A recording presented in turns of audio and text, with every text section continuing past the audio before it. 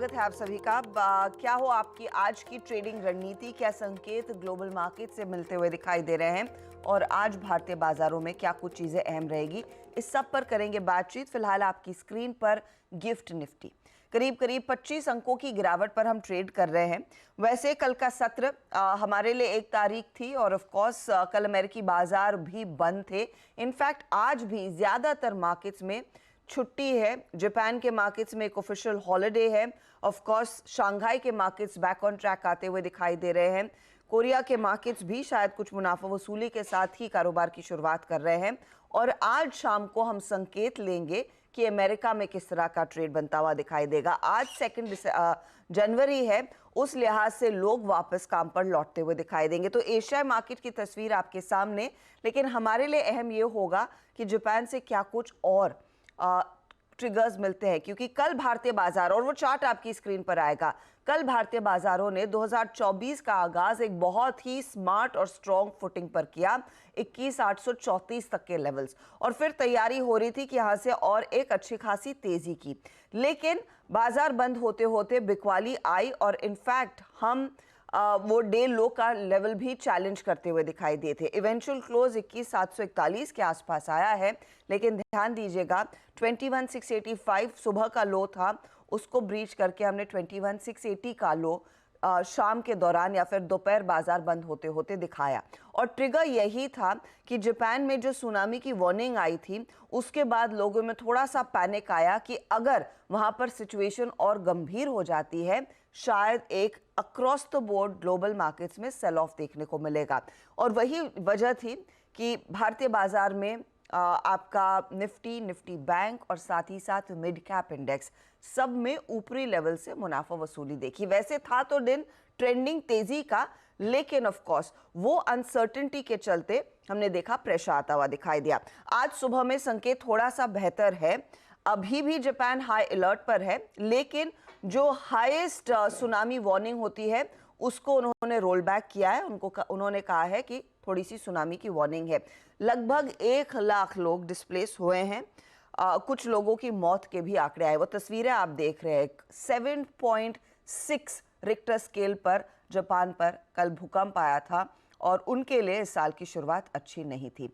यहां से क्यों लेकर आज ग्लोबल मार्केट से क्या संकेत पड़ना है, चाइना की तरफ से कुछ डेटा आया है, उस पर बात करेंगे। आज अमेरिकी मार्केट्स कैसे खुलेंगे उसका एक अंश आपके सामने डाउ फ्यूचर्स के तौर पर पेश किया जाएगा। और ऑफ कोर्स भारतीय बाजार में कल का सेटअप के बाद आज किस तरह की सिचुएशन उभर कर आएगी, ये भी समझेंगे। तो नीरज जी हमारे साथ हैं और वीरू भी तैयार है। आप दोनों को गुड मॉर्निंग। नीरज जी बताइए, ये जापान का कल का डर आज थोड़ा सा कम होगा क्या, या फिर अभी भी थोड़ा सा चौकन्ना रहना पड़ेगा? Good morning Harshita. और जो कल इन्होंने डाउनग्रेड किया, अपनी वार्निंग को रोल बैक कर लिया, उससे काफ़ी राहत मिली। हालांकि अभी भी असेसमेंट पूरा नहीं हो पाया कि कितना नुकसान हुआ है या आगे भी और हो सकता है, क्योंकि सिचुएशन अभी भी टेंस है। लेकिन ऐसी कोई बहुत बड़ी पैनिक या चिंता की बात नहीं है, क्योंकि सुनामी का खतरा उतना नहीं दिख रहा है। तो जापान का एक फैक्टर हो सकता है, लाइक मार्केट बंद है तो इसलिए थोड़ी सी राहत है वहाँ पे। लेकिन जो दूसरे मार्केट है एशिया के, उसमें बहुत सारे बंद हैं। और चाइना के लिए एक अच्छी खबर नहीं थी कि वहाँ का जो मैन्युफैक्चरिंग नंबर आया है PMI का, वो काफ़ी गिर के आया है। वो 49 आया दिसंबर में, जबकि नवंबर में जो है 49.4 था और एक्सपेक्टेड था कि एटलीस्ट 49.5 आना चाहिए। तो ये नंबर गिरने से थोड़ा सा चाइना की जो स्थिति है वो और ख़राब होती हुई दिख रही, जो हम लोग लगातार कहते हैं चीन में मुश्किल है। तो मैन्युफैक्चरिंग PI गिरने का मतलब होता है कि बहुत सारे सेक्टर इंडस्ट्री एक साथ उससे प्रभावित होते हैं। लेकिन एशिया से बाहर जैसे निकल के हम US की तरफ जाते हैं तो वहाँ ऐसी कोई तकलीफ़ या दिक्कत दिखती नहीं है। फ्यूचर्स में आज कल मार्केट बंद था वहाँ का, तो आज जब दिखेगा तो फ्यूचर्स मार्केट एक इंडिकेशन दे रहे हैं कि नई हरियाली पॉजिटिविटी के साथ ओपन होगा और वहाँ कोई मुश्किल नहीं है। इस हफ्ते वहाँ क्या होना, जिस पे आज चूँकि मंगलवार हो गया, 1-2 दिन रह गए, फिर वहाँ पे 2 डेटा आने वाले। एक जॉब डेटा आएगा जो बहुत इंपॉर्टेंट होगा, क्योंकि अब अगली बैठक के लिए ये नंबर्स महत्वपूर्ण हो जाएंगे। और दूसरा इस वीकेंड से, मतलब फ्राइडे से 2-3 कंपनियों के रिजल्ट्स आने शुरू हो जाएंगे। तो US के लिए ये नंबर्स और ये रिजल्ट सीजन इंपॉर्टेंट होगा। लेकिन अभी कोई संकेत ऐसे दिख नहीं रहे, क्योंकि फ्यूचर्स उनके ग्रीन में दिख रहे हैं। क्रूड एकदम फ्लैट है, नॉर्मल है, कोई प्रॉब्लम नहीं है वहाँ पे। हालांकि कल मग्स ने एक वार्निंग दी थी कि उधर से वो शिपमेंट नहीं ले जाएंगे, लेकिन उससे कोई बहुत ज़्यादा असर क्रूड ऑयल पे या क्रूड की तनाव पे नहीं पड़ा है। क्रूड अभी भी 77-78 के आसपास ब्रेंट क्रूड स्टिल है वहाँ पे, तो मुझे नहीं लगता कि कोई बहुत दिक्कत। तो ग्लोबल क्यूज आप न्यूट्रल टू पॉजिटिव लेके चलिए। न्यूट्रल टू पॉजिटिव, ये अच्छा, न्यूट्रल टू नेगेटिव नहीं है, वही अच्छी बात है। और ऑफ कोर्स देखेंगे आज जब वापस यूरोपियन मार्केट्स ऑन ट्रैक आते हुए दिखाई देंगे कुछ देर में, होपफुली मैं अज्यूम कर रही हूँ कि डाउ फ्यूचर्स में भी कुछ एक्शन पिकअप होता हुआ दिखाई देगा और वहाँ पर आज शाम को कारोबार की शुरुआत होगी, वहाँ से क्या स्थिति उभर कर आती है। फिलहाल गिफ्ट निफ्टी आपके सामने 21,860 के आसपास कर रहा है ट्रेड, 29 अंकों की गिरावट। विरूप, गुड मॉर्निंग। कल मुझे याद है 21,817 का जिक्र आपने किया था, वहाँ पर अच्छी खासी मुनाफा वसूली हुई और फिर एक स्लाइड देखने को मिला है। कल तो डे लो भी चैलेंज हुआ, 680 का वो डे लो बना दोपहर में। आज के लिए बताइए स्तर कौन सा इंपॉर्टेंट है, जो कल का हाई था जहां पर लोगों ने कुछ मुनाफा बुकिंग की, या फिर जो कल का इंट्राडे लो बना 680, किस पर ज्यादा नजरें रहेंगी आज?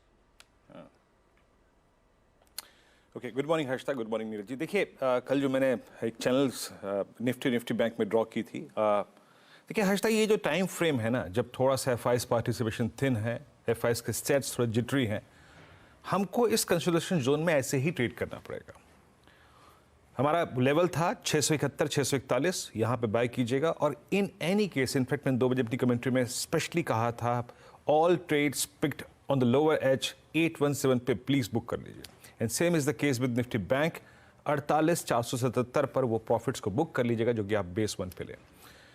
देखिए अब वो आखिरी के 30 मिनटों में क्या हुआ उसको अगर मैं छोड़ दूं, आई थिंक एक पर्टिकुलर न्यूज़ फ्लो के चलते वो इम्पैक्ट पड़ा, बट उसका इम्पैक्ट ये था कि बाजार हायर लेवल से रिट्रेस हुआ, बट स्टिल इंपॉर्टेंस ये थी कि अपने लोअर लेवल्स को रिस्पेक्ट दी।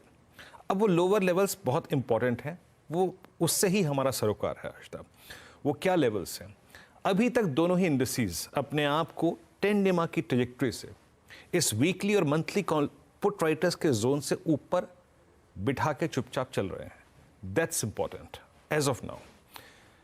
मैं इसको एस्टेब्लिश करूंगा एक बार फिर से, पहले एफआईएस के स्टेट्स को आपकी स्क्रीन पर रख देता हूं। जैसे कि मैं कह रहा हूं कि थोड़े से जिटरी हैं। अब देखिए इसको बेनिफिट ऑफ डाउट देते हैं जिस टाइम फ्रेम में हम ट्रेड कर रहे हैं, क्योंकि बहुत बड़ा पार्टिसिपेशन उनका नहीं है, बट स्टिल जो भी है, डीआईएस ने करीब 410 करोड़ रुपए की बाइंग करी, 855 करोड़ रुपए की एफआईएस की सेलिंग थी, 200 पे 86 करोड़ का उन्होंने इंडेक्स बेचा, 1000 कॉन्ट्रैक्ट्स लॉन्ग काट लिए, 1673 कॉन्ट्रैक्ट शॉर्ट किए, 1315 करोड़ का स्टॉक फ्यूचर बेचा, 15,000 कॉन्ट्रैक्ट लॉन्ग काट लिए, 2000 कॉन्ट्रैक्ट शॉर्ट किए।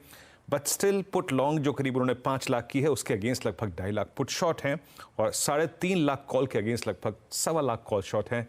बाजार एक रेंज में ट्रेड करे, इस बात की एक्सपेक्टेशन ज़्यादा लग रही है हर्षदा। मैं स्क्रीन पर आपके रखता हूँ कॉल राइटर्स के जोन। वीकली पर वाकई जिस जोन पे कल हमने प्रॉफिट्स को बुक किया, 21,800, 21,900, 21,900 के बाद 22,000, यहाँ पे 3 स्ट्राइक्स पे सबसे बड़े वीकली कॉल राइटर्स हैं और 22,000 पे मंथली कॉल राइटर है। बट अभी भी हर्षता ये जो 21,700, 600 और 500 की पुट है, ये एक साइजेबल आउटस्टैंडिंग वाई होल्ड करती हैं। ये मेरे ख्याल से जो पिक्चर है वो आपको ज़्यादा क्लियर हो जाएगी ऑप्शन पिरामिड से। आप देखिए आपकी स्क्रीन पे लोड है आपका 21,800 पे, 21,900 पे, 22,000 पे, और आपका जो बेस है दैट्स 21,600, 21,500।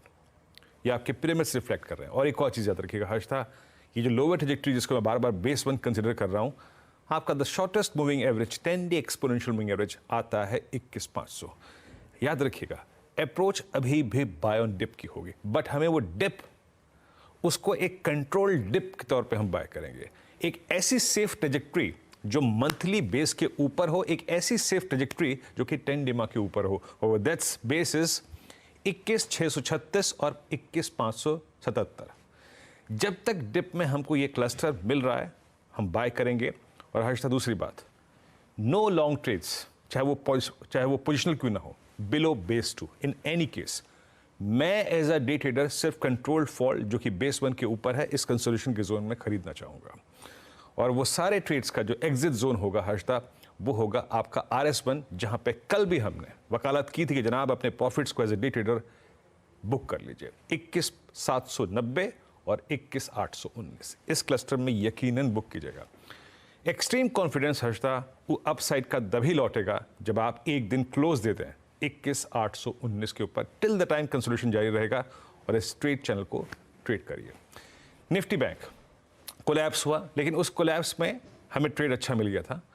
जाते जाते चीज़ खराब ये हुई कि HDFC बैंक ने अपने 1700 के ऑप्शन बेस को, जो कि एक पिक्चर ड्रॉ कर रहा था कि जनाब ये जनवरी का बेस होगा, उसको वॉलेट कर गया। बट स्टिल रहा आई थिंक निफ्टी बैंक एक रेंज में।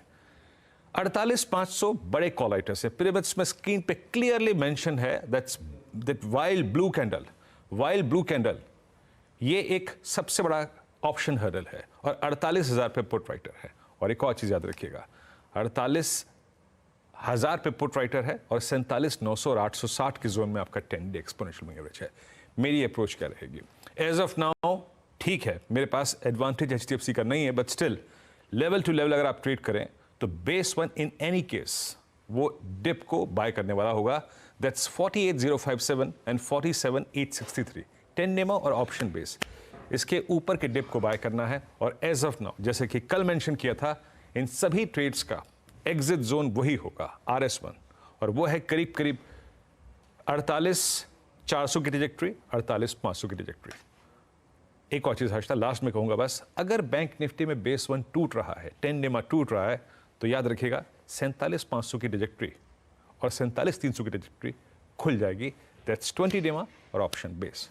हर्षदा तो ये लेवल्स दरअसल अहम है, लेकिन मीरू ऐसा लग रहा है क्या कुछ कल का शेकआउट कंटिन्यू करेगा? क्योंकि उसके लिए कुछ खास ट्रिगर अभी भी लोग समझ नहीं पाए थे। वो तो जापान का फियर था, लेकिन वहां पर वो सुनामी की वार्निंग वापस ले ली गई है। देखिए हर्षदा, जब पार्टिसिपेशन थोड़ा कम होता है और बाजार में जब इम्पैक्ट कॉस्ट काफ़ी हाई होती है ना, तो ऐसा होता है, ऐसे झटके लगते हैं। आपको याद होगा लास्ट वीक जो हुआ था, जब हम 10 नेमा की जोन में गए थे, एक ही दिन में 21,300 तोड़ा, 21,159 तक होके आए थे। ऐसा होता है, तो इसीलिए कह रहा हूं कि एज ऑफ नाउ बहुत बड़े कमिटमेंट्स मत लीजिए। डे ट्रेड के तौर पे जब तक ये आपकी सिक्योर ट्रेजेक्टरी अबव 10 नेमा की है, ट्रेड करिए। और 21,450, 21,520 ये हमारी वो लक्ष्मण रेखा है जिसके नीचे हर्षदा एज ऑफ नाउ हम अपने लॉन्ग को नहीं रखेंगे। That's base to Harshada. जी हाँ, तो बेसिकली देखिए वीरू ने लक्ष्मण रेखा आपके लिए खींच दी है। किन लेवल्स के ऊपर लॉन्ग को होल्ड करना है, किन लेवल्स के नीचे मार्केट फिसले तो आपको सतर्क रहना है। वो लेवल्स आपकी स्क्रीन पर भी दिख रहे हैं, तो थोड़ा सा संभल कर चलेंगे। देखते हैं आज वॉल्यूम में कुछ और पिकअप होता है या नहीं। वैसे ऐसा नहीं था कि कल पूरी तरह से वॉल्यूम्स नदारद थे। मार्केट क्योंकि खुला था हमारे भारतीय बाजारों में कुछ वॉल्यूम के साथ, डिसेंट ओके वॉल्यूम्स, कुछ ग्रेट वॉल्यूम्स नहीं थे, के साथ कारोबार हुआ था। आज देखते कितना और पिकअप होता है। बहरहाल स्थिति वैसी की वैसी, गिफ्ट निफ्टी आपके सामने करीब करीब 28 पॉइंट नीचे कारोबार कर रहा है। अच्छा, अब लेकर आते हैं आपके लिए वो स्टॉक्स जो रेडार पर रहेंगे। देखिए आज भी बाजार ऑटो कंपनियां पहले फोकस में रखेगा, जिसमें कल शाम को TVS मोटर, आयशर के नंबर्स आए, और कल बाजार जब हम वाइंड डाउन कर रहे थे तब हम देख रहे थे टाटा मोटर्स के नंबर्स। तो टाटा मोटर्स के नंबर्स पर आगे शायद कुछ और रिएक्शन आएगा, वो आंकड़े आपके सामने मैं पेश कर देती हूँ। सबसे पहले तो टाटा मोटर्स की टोटल बिक्री का जो नंबर था वो 77,855, यानी कि अगर आप पिछले साल से कंपेयर करेंगे 4.5% तक का इजाफा। ये कुल बिक्री जिसमें पैसेंजर व्हीकल्स भी है। कल हम दोपहर में फ्लैश कर रहे थे वो कमर्शियल व्हीकल की बिक्री, जिसमें 1% तक का इजाफा देखने को मिला था, और अगर आप पैसेंजर व्हीकल्स देखें तो उसमें 8% का जंप देखने को मिला है। तो दरअसल बिक्री के आंकड़े टाटा मोटर्स के लिए अच्छे उभर कर आते हुए दिखाई दे रहे हैं। ये है फिलहाल आपके लिए टाटा मोटर्स का नंबर। फिर आया उसके बाद TVS मोटर और आयशर मोटर्स के नंबर्स। तो आयशर के केस में टोटल सेल्स आई हैं 63,387 यूनिट्स। एक्सपेक्टेशन थी 68,000 यूनिट्स के आसपास का नंबर, तो वहां पर एक्सपेक्टेशन से कम फिगर देखने को मिला है। और अगर आप पिछले साल से कंपेयर करेंगे तो 7% तक की गिरावट है। एक्सपोर्ट के मामले में अभी भी मामला टाइट है। रॉयल एनफील्ड के एक्सपोर्ट्स में पिकअप नहीं है, इनफैक्ट 29% तक का डिक्लाइन देखने को मिला था। TVS मोटर्स की सिचुएशन काफी बेहतर है। TVS मोटर के केस में टोटल सेल्स आपको ध्यान में होगा 3 लाख यूनिट्स आई हैं, 24% का इजाफा वहां पर बनता हुआ दिखाई दिया है। टू व्हीलर सेल्स स्पेशली 27% बढ़ती हुई दिखाई दी। मोटरसाइकिल सेल्स में 19% का इजाफा है।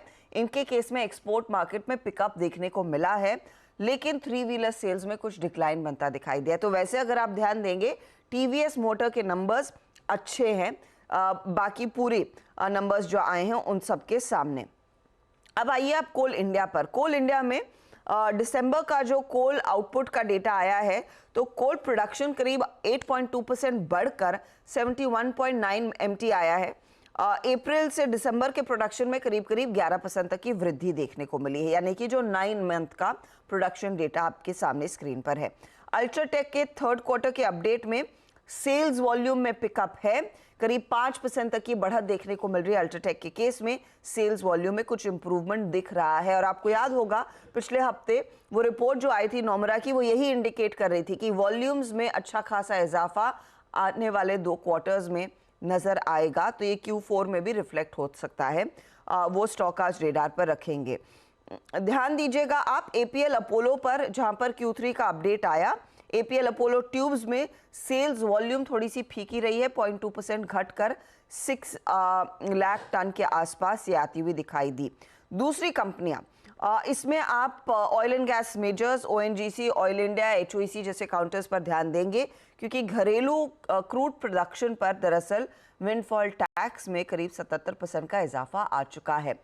पिछले फोर्टनाइट में वो कट देखने को मिला था, अब ये बढ़ गया है विंडफॉल टैक्स। अब 1300 रुपये प्रति टन से बढ़कर 2300 रुपये प्रति टन, यानी कि 1000 रुपये प्रति टन का एक स्पाइक या फिर पिकअप देखने को मिल रहा है। LIC के केस में आज सिचुएशन थोड़ी सी नरम रह सकती है, क्योंकि GST ने इनको भी डिमांड नोटिस भेज दी है करीब 800 करोड़ के आसपास की, तो देखते हैं स्टॉक कैसे रिएक्ट करता है।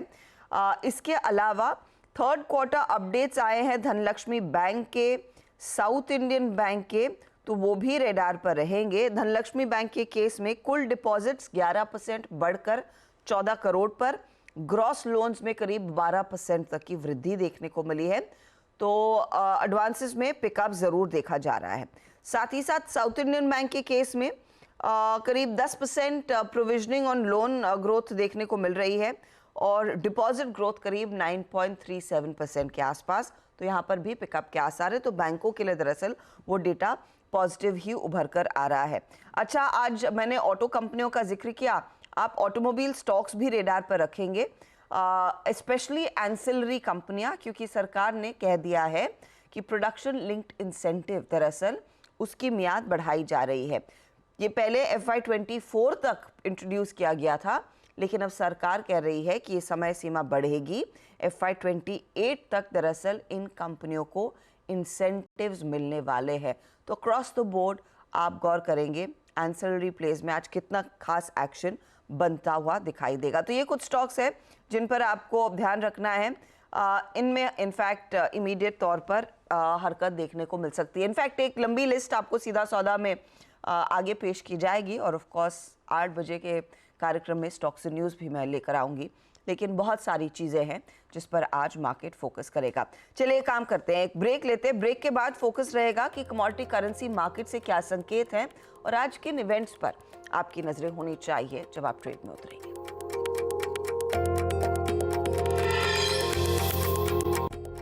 अब देख रहे हैं मॉर्निंग कॉल और कमोडिटी मार्केट से क्या संकेत हम पढ़ रहेंगे आज के लिए और क्या ट्रेड आपने लेना है उस पर एक बार नजर डाल ली जाए।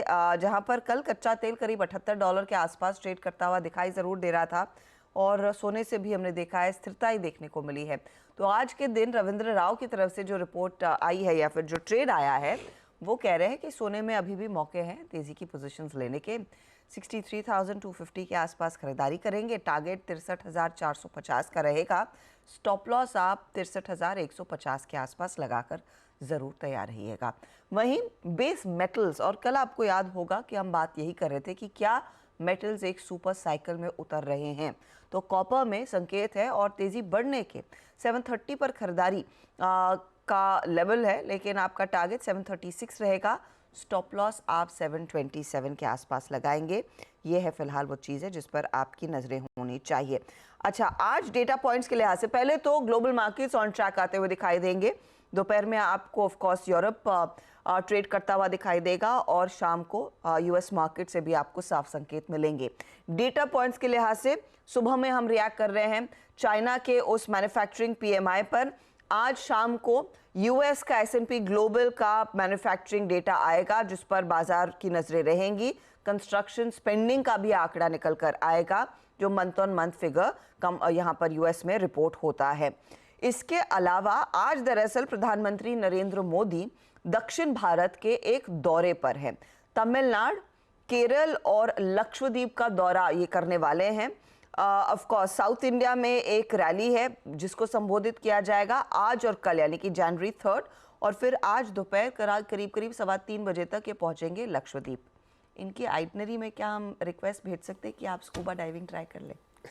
भेज के देखो, है ना? आप उनको टैग करके ट्वीट मैं पीएमओ को अभी ट्वीट कर देती हूँ, please sincere request please do it to the prime minister to try, क्योंकि एक्चुअली होता क्या है कि जितने नेता और हमारे लीडर्स स्कूबा डाइविंग ट्राई करेंगे उतना मरीन कंजर्वेशन की तरफ इनका रुझान जाएगा, है ना? और एक और चीज है, मेरे ख्याल में कनेक्टिविटी भी इम्प्रूव हो रही है लक्षद्वीप में काफी। वो जो ऑप्टिकल फाइबर केबल, मैं गई थी बहुत साल पहले नीरज जी, 2007 में, वहां पे बीएसएनएल के अलावा कुछ नहीं चलता था, और वो भी एक छोटे आइलैंड के कोने में। अब तो ऑप्टिकल फाइबर ले हो गई है, तो होपफुली जियो, भारती सब कुछ आपको वहां पर मिलेगा। वोडाफोन की गारंटी नहीं है क्योंकि वोडाफोन तो मुंबई में भी नहीं मिलता। हाँ, तो लेट्स सी, हमारी तरफ से रिक्वेस्ट है, आप स्नॉर्कलिंग ही कर लीजिए, टैग करिए, ट्विटर पे जाइए, टैग करिए, तो वो डेफिनेटली कुछ फैसिलिटेट करेंगे उसको। I hope so. यस, पता लगा नहीं तो हमें ही बुला लिया, आइए मैडम आप आप ही बताइए क्या करना है। हाँ, दैट्स नॉट बैड, पक्का बता रहा हूँ, दैट्स नॉट बैड। चलिए, तो हमने इनफैक्ट मोदी जी के लिए एक आइटनरी प्लान कर दी कि लक्षद्वीप में लोगों से मिलेंगे, उसके अलावा क्या करना है। लेकिन इसी मोड पर लेते हैं एक छोटा सा ब्रेक। ब्रेक के बाद ऑफ कोर्स आपके लिए लेकर आएंगे सीधा सौदा, और ब्रेक में जाते जाते गिफ्ट निफ्टी की हालत आपकी स्क्रीन पर 26 पॉइंट हल्की सी गिरावट की तरफ इशारा कर रहा है। ब्रेक के बाद ऑफ कोर्स तमाम वो अपडेट्स स्टॉक्स पर सीधा सौदा में देखिए।